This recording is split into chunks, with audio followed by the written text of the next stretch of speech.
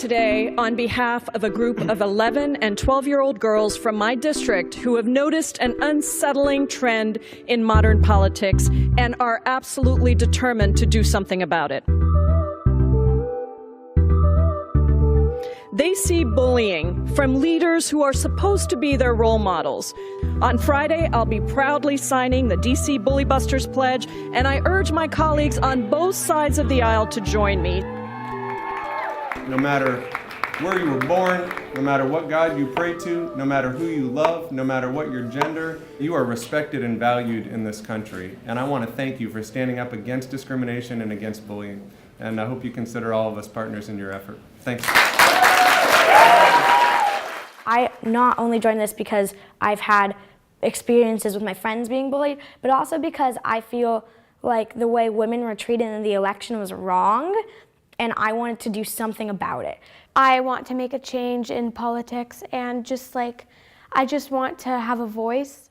We can't vote or donate money to organizations, but we realize we can teach politicians something. In 4th grade, we learned the 3 R's of standing up to bullies. The first R is recognize, where you realize that someone is a bully. The second R is refuse, where you refuse to be a bystander. And the third R is report, and in school that would be like telling a teacher, but in politics that might be telling the voters or the media.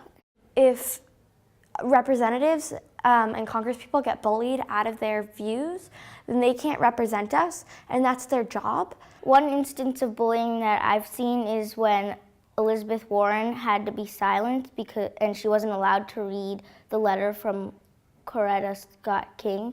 Kids shouldn't bully, and neither should politicians.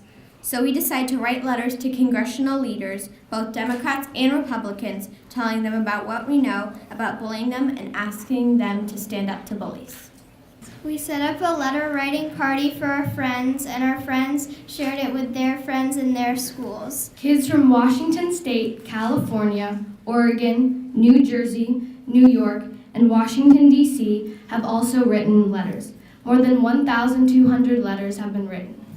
As part of our outreach, we connected with a public charter school here in Washington, D.C., DC Prep. 9 of those students are here today. Dear Nancy Pelosi, my name is EJ, and I am an 11-year-old boy in a program called Bully Busters. The program is mostly filled with girls, but boys care about how women are treated. I'm really proud of what we've done so far. I feel like we've made a lot of progress from where we started like 4 months ago. Today we went around the hill and we went from office to office.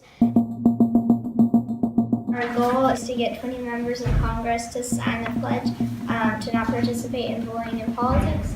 And we want to have 100 signed pledges from Congress at the end of the school year. At the beginning of the day I was really nervous, but then I met with Senator Raskin and he was really enthusiastic about it.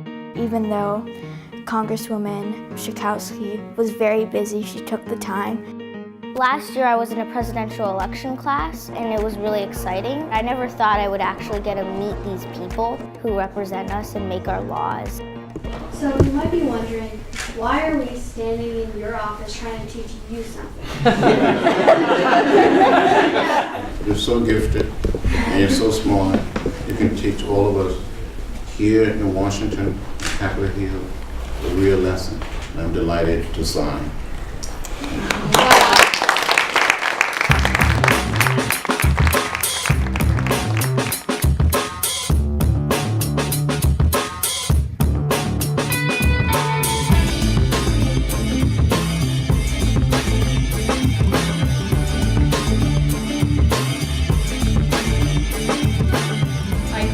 You got to 20 signatures, is that right?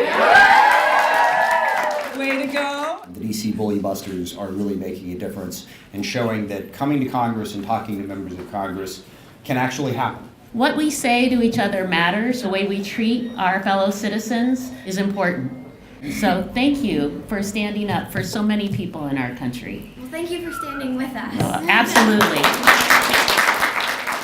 You always have to worry when you see anybody trying to lift themselves up by pulling other people down. We should all work to pull all of us up. So thank you for being here. And from Washington to Washington, coast to coast, now we got to fill in everything in the middle, all right? We are the next generation of leaders, and we can inspire and teach members of Congress to be courageous and not act as bullies or bystanders.